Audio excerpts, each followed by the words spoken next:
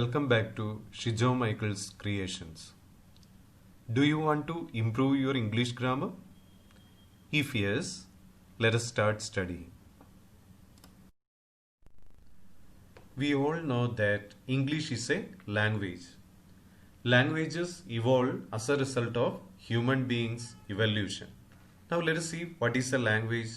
Language is a system of conventional spoken, manual or written symbols by means of which human beings as a members of social group and participants in its culture express themselves. English is a West Germanic language first spoken in early medieval England, which eventually became a global language. Now let us see what is grammar. Grammar is the system and structure of a language. The rules of grammar help us to decide the order we put words in and which form of a word to use. Correct grammar is your key to speaking English fluently and confidently. Now let us have an overview about what we are going to discuss in this video. We start with a sentence, then we study about phrases and clauses, then we will learn about subject and predicate. After that, common structure of a sentence, and we conclude with the exercise.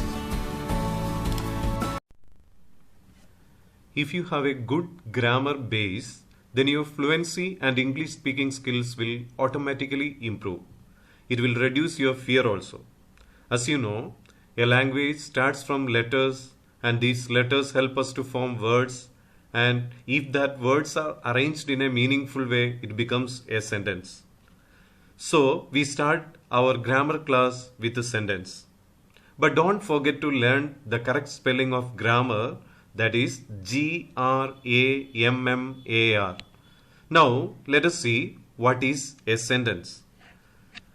A sentence is a group of words which make a complete sense. In the other words, a sentence is a combination of words arranged in such an order that it expresses a complete sense or meaning. For example, Little Jack Horner sat in a corner, or I am a student, or they are playing football, etc. The word order is also very important. First we have to keep the subject, and it is followed by the predicate. If we don't keep the right order, it won't give the correct sense. We have already learned that sentence is a group of words arranged in a specific order that gives a complete sense. But now we are going to learn about another group of words that do not make a complete sense, that is known as phrase. The definition of a phrase is a group of words that go together but do not make a complete sense is known as a phrase. Phrases act as a single part of speech in a sentence. In other words, a phrase is a group of words that does not make a complete sense. For example, the cat sits on the mat. The above example, on the mat, is a phrase because it consists of a group of words that does not make a complete sense. Now let us see what are the different types of phrases. Let us start with the noun phrase. A noun phrase is a group of words that consists of a noun and its modifiers and together acts as a noun. For example, I had a delicious meal. In this sentence, delicious meal is a noun phrase. Now let us see verb phrase. A verb phrase is a group of words that includes the main verb and any of its modal and or auxiliary verbs. For example, we are working hard as a verb. Here, are working is the verb phrase. Now let us see adjectival phrase. An adjectival phrase is a group of words that acts like an adjective. For example, the girl in white dress is Ruby. In this sentence, in white dress, that is an adjectival phrase. Now let us see adverbial phrase. An adverb phrase is a group of words that acts as an adverb in a sentence. For example, to excel in your studies, we have to go above and beyond. Here, above and beyond is the adverbial phrase. Now let us see what is prepositional phrase. A prepositional phrase is a group of words consisting of a preposition, its object and any modifiers. For example, We climbed up the hill. Here, up the hill is the prepositional phrase. Now let us see infinitive phrase. An infinitive phrase is a group of words consisting of an infinitive and any of its modifiers and complements. For example, John wants to travel abroad. Here, to travel abroad is an infinitive phrase. Absolute phrase. An absolute phrase is a group of words that modifies an independent clause as a whole. For example, today being Sunday, we are eating outside. Here, today being Sunday is an absolute phrase. And finally, participial phrase. A participial phrase consists of a participle, a word formed from a verb and acts as an adjective, and any modifiers and complements. For example, the newly constructed building is large and spacious. Here, newly constructed is a participial phrase. Here we are going to study about another group of words which may or may not have complete sense, but it is a part of a sentence. It is known as clause. A clause is a group of related words containing a subject and a verb. It is different from a phrase which does not include a subject and a verb. We will study the differences in detail after this discussion. Now let us go through some examples and learn more about the clauses. Look at the first example. There you can see two independent complete sentences connected with the and. If a sentence part is full in sense, if we take it separately, that is a main clause. Look at the example. I like bananas and I like grapes. If you take the sentence, I like bananas, that meaning is complete. So it is a main clause. Here again you can see I like grapes. That is also a main clause. They both are independent. It is connected with a connective. So here two main clauses are there in the first example. Now let us see the second example. After she picks me up, Mum is taking me to buy shoes. So here after she picks me, the meaning is not complete. But here you can see Mum is taking me to buy shoes. The meaning is complete. So the portion which is incomplete in sense is known as the subordinate clause, and if the meaning is complete means that is a main clause. Here the connection is a comma. Now you can see the third example. I first met her in Paris, where I lived as a small child. Here also I first met her in Paris, that is a complete sentence, so it is the main clause. And you can see here where I lived as a small child. This connected to the main clause with the use of where. So this is the subordinate clause in this sentence.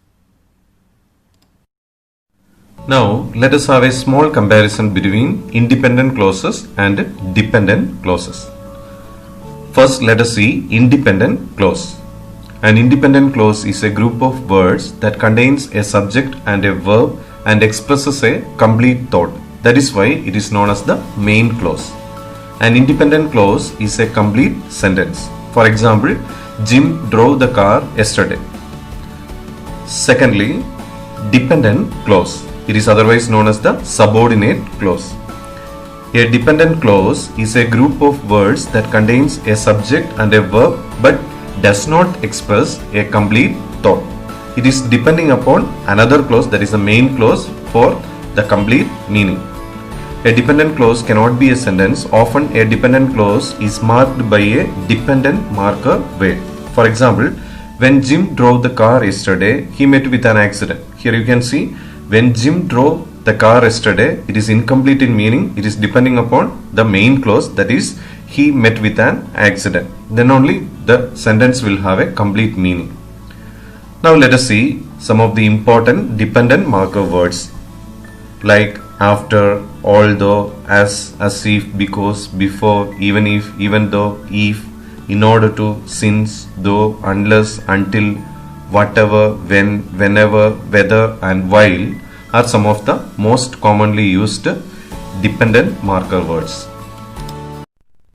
Here we can have a glance at the different types of clauses. We will discuss about this in detail in the coming episodes. Here you can see clause is divided into two mainly. First one is main clause and the second one is subordinate clause. The main clause is otherwise known as independent clause and the subordinate clause is known as the dependent clause. This subordinate clause can be again divided into noun clause, adjectival clause, adverbial clause, and again that can be divided into that clause, if or whether clause, WH clause, that means WH words. With that also we can connect the sentences like which, who, where, like that. The other one, restrictive clauses and non-restrictive clauses. And finally, giving information about the reason, manner, time, place, concession, condition, purpose, that comes under the adverbial clause. Here we are going to have a small comparison between clauses and phrases. Both clauses and phrases are clusters of words, that means groups of words. Clauses contain a subject and a verb. If they form complete thoughts, we call them independent clauses. If they form incomplete thoughts, we call them dependent or subordinate clauses. We have learned already about that one. Now let us go through an example. While we collected the data, the temperature gradually increased. In this, while we collected the data is a dependent clause. You can see while there is a word that is the dependent marker word, and the temperature gradually increased, that is an independent clause. The subject and verb combinations are we collected in the dependent clause and temperature increased in the independent clause. Now let us see what are phrases. Phrases are word clusters lacking subject and verb combination. That is the main difference between the phrase and a clause. In the clause there is a subject verb combination is there, but it is not necessary for the phrases to have this kind of subject verb combination. For example, while collecting data, we noted an increase in the temperature. Here you can see while collecting the data, it's a phrase because it does not have a subject. Now let us have a comparative study between phrase and dependent clause. Both phrases and dependent clauses cannot stand alone. That is a similarity. That means its meaning is not completed. However, the dependent clause must have a subject and a verb, while phrases can have only one. The dependent clauses should have a subject and verb combination, but it is not necessary for the phrases to have the subject verb combination. It can have either one. Also, dependent clauses start with subordinating conjunctions. We have already learned about that, while phrases do not. It is not necessary for the phrases to have a subordinating conjunction. Now, let us correct some common errors that occur when we use different clauses. Firstly, comma splices. A comma splice is use of a comma between two independent clauses. You can usually fix the error by changing the comma to a period and therefore making the two clauses into two separate sentences by changing the comma to semicolon, or by making the clause dependent by inserting a dependent marker word in front of it. Here you can see an incorrect sentence. I like this class, comma, it is very interesting. It is a wrong sentence. Now let us see how can we correct this one. I like this class, full stop, it is very interesting.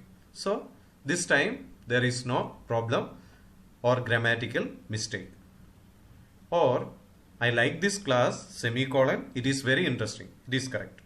Or I like this class, comma, and it is very interesting. Here you have added one dependent marker word.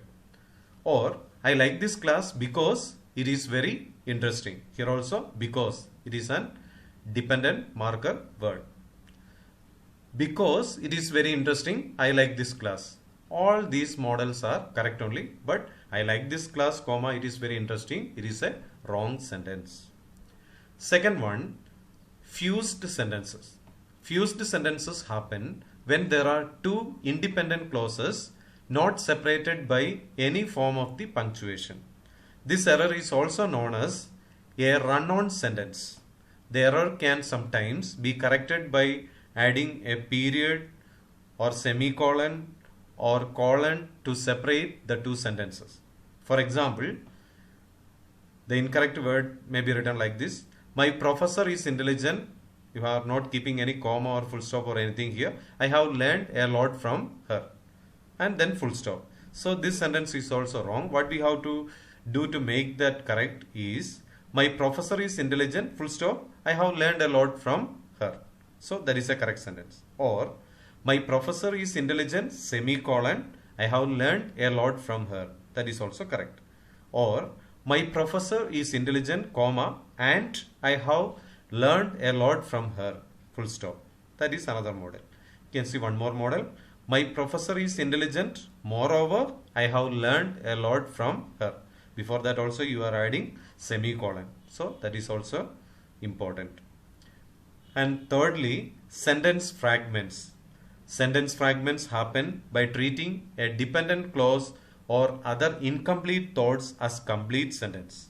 You can usually fix this error by combining it with another sentence to make a complete thought, or by removing the dependent marker. You can see the incorrect sentence here. Because I forgot the exam was today. So you can make it correct by removing because. So you can just write I forgot the exam was today. Or you can add a dependent clause. See, because I forgot the exam was today, I didn't study. So this is the independent clause. So along with a dependent clause, there should be an independent clause for making the sentence meaningful.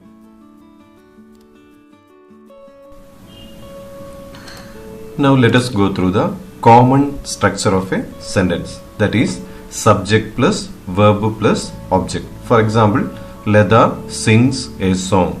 In this, Leda is the subject, sings verb, and a song is the object. The sentence can be divided in broadly into two, that is subject and predicate. We will discuss about that later. Let us go through another example. We study English grammar. We is the subject, study English grammar is the predicate, and in that study is the verb and object English grammar. There are 5 basic patterns around which most of the English sentences are built. Let me ask you one question. What is the simplest form of a sentence? That is a verb. For example, sit, come, take. But there is an implicit subject, that is you. Now the most common 5 basic patterns are, first one, subject verb. For example, John sleeps, Jill is eating, etc. Second model, subject verb object. For example, I like rice, she loves her job, etc. Thirdly, subject verb adjective. For example, he is funny, the workers are lazy. You can see that the workers, that is the subject, then are, that is the verb, lazy, that is an adjective. Now subject verb adverb. For example, Jim is here. Jim is the subject, is the verb, and here is the adverb.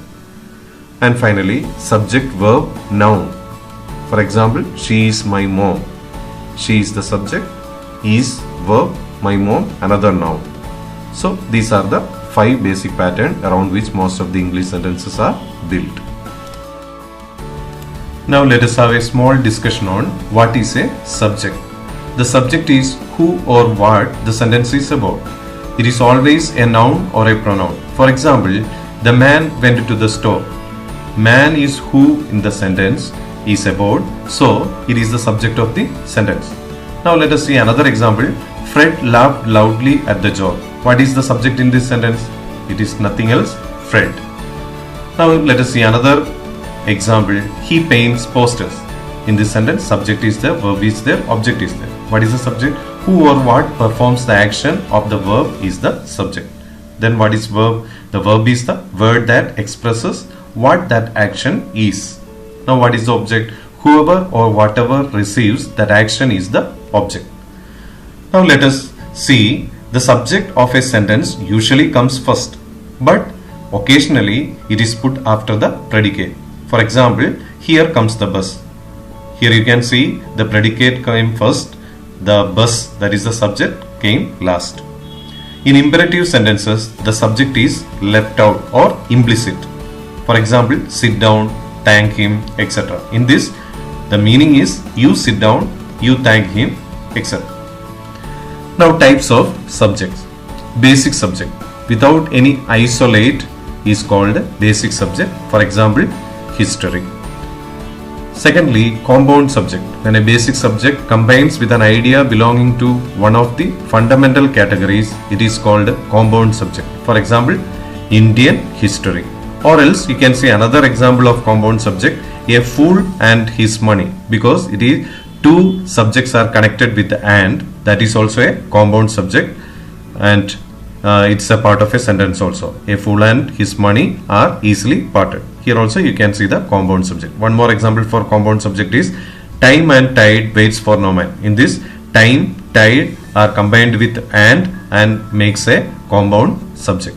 Now let us see a complex subject. When one basic subject merges with another basic subject, it is called a complex subject. For example, biology and technology. Both are different subjects, but it is combined together and forms a new subject that is known as biotechnology. That is a complex subject. Now let us move to verbs. Verbs are words that express action, state of being or possession. For example, Jack caught a fish. Here the verb is caught, it denotes an action. Second example, Jack is a farmer. Here the verb is and it denotes state of being. Third example, Jack has a basket. Here the verb is has and it denotes possession. There are two types of verbs, main verbs and helping verbs.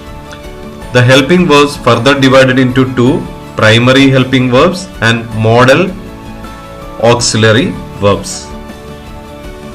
Now let us have a small discussion over objects. Definition: the object of a sentence is on the receiving end of the subject's action. Objects complete the thought of a sentence. They are what or who is being done to. To find the object, ask yourself whom or what after the verb. For example, the woman drank tea after a long day at the office. What did the woman drink? The answer is tea. That is the object. There are three kinds of objects. First one, direct object. Second one, indirect object. Third one, object of a preposition. Look at the example. Jack caught a fish. Here a fish is the object, that is a direct object of the verb caught. Second example, give her the fish. Here you can see her and the fish. There are two objects. In that, her is known as the indirect object. The direct object is the fish. Now third example, cook without salt. You can see without a preposition here. After that a word is coming, that is the object, and that is the object of the preposition. Now let us learn about predicate. What is a predicate? A predicate is a sentence or clause that modifies a subject. A predicate can either be a verb or a verb phrase plus any other modifier. If a predicate contains only a verb or a verb phrase, it is known as simple predicate. If it contains either a verb or a verb phrase plus any other modifier, it is known as the complete predicate. To identify a predicate in a sentence is very simple, since you only need to find out what the subject does or what the subject is. For example, John walked faster than James. So here the subject is John, so the rest of the sentence is predicate. Walked faster than James is the predicate. See another example, Joanne recited a poem to her classmates. Here subject is Joanne, so the rest of the portion is the predicate. So recited a poem to her classmates is the predicate. Look at another example, the exam was difficult. In this, the exam is the subject and was difficult, that is the predicate. See another example, the man from the shop knows my secret. Here the man from the shop is the subject, knows my secret is the predicate. Here are some more examples. The big green frog jumped across the log. So the big green frog obviously is the subject and the rest of the portion is the predicate. My sweet grandmother wore a blue dress. Here my sweet grandmother is the subject, wore a blue dress is the predicate. The old shack blew over in the wind. Here the old shack is the subject, blew over in the wind, that is the predicate. My dog Barney barked at the cat. Here, my dog Barney is the subject and barked at the cat is the predicate. Now let us see what are the different kinds of predicates. There are three kinds: simple predicate, complete predicate and compound predicate. We have already learned about the simple predicate and the complete predicate. Now let us see compound predicate. Two or more predicate with the same subject. For example, was singing quietly and sweetly. So singing quietly, singing sweetly. So two predicates are there. That is why it is a compound predicate. Play cards or watch television. Here also you can see two predicates are there. That is why it is known as the compound predicate. Here is the first exercise. In this exercise, you are supposed to separate the subject and predicate. So here the first sentence, the crackling of geese saved the room. I'll tell you the answer. The subject is the crackling of geese and predicate saved Rome. So for the other 14 questions, you have to find the answer. You can keep the answers as either comment or you can send me personally. So the second sentence is, the boy stood on the burning deck. Third, stone walls do not make a prison. Fourth, nature is the best physician. Fifth, a guilty conscience need no excuse. Sixth, borrowed garments never fit well. 7. The pretty girl was wearing a blue frock. 8.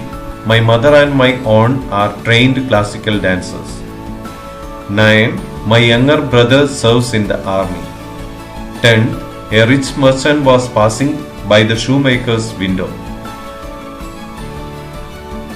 11. You don't have to wait for me. 12. The dogs were barking loudly. 13. The man and his wife were working in their garden. 14. We will no longer tolerate this. And 15. The little tree was covered with needles instead of leaves. Here is the exercise number 2. What you have to do is underline the phrases used in the following sentences. Here you have to find out the phrases from each sentence. If you do not understand what you have to do, again go back to the phrases section and watch the video again and then try to answer for these 10 sentences. The lion is an animal of great strength. Second sentence, a homeless child has to spend his days in great misery. Third, he listened to me with great attention. Fourth, do not play with naughty boys. Fifth, Calcutta is a city of thick population. Sixth, he is full of courage. 7. She was wearing a bangle made of gold. 8. An old man lived beside the lake. 9. The boy stood on the burning deck. 10. He wants to go home. Here is the exercise number 3. In this, each sentence contains a clause in capital letters. Decide whether this clause is dependent or independent. First one, if you don't fix the car, it will continue to leak oil. Second, while the car is being fixed, we will need to take the bus. Third, it isn't necessary to cram all night if you have studied a little each day. Fourth, before you begin studying for the exam, you will probably want to rest. Fifth, I can't go to movies since I don't have any money. Sixth, whether he attends the party or not, I have decided to go. 7. I'll stop playing the drums when you go to sleep. 8. Since you have taken your exam in biology, you probably don't feel like studying for tomorrow's exam in math. 9. Until he apologizes to me for his rude behavior, I refuse to see him. And 10. I wore my boots because it looked like it might snow. Thank you for watching this video, and I hope that you understood this session very well. And if you have any doubts, please drop a comment on the comment section.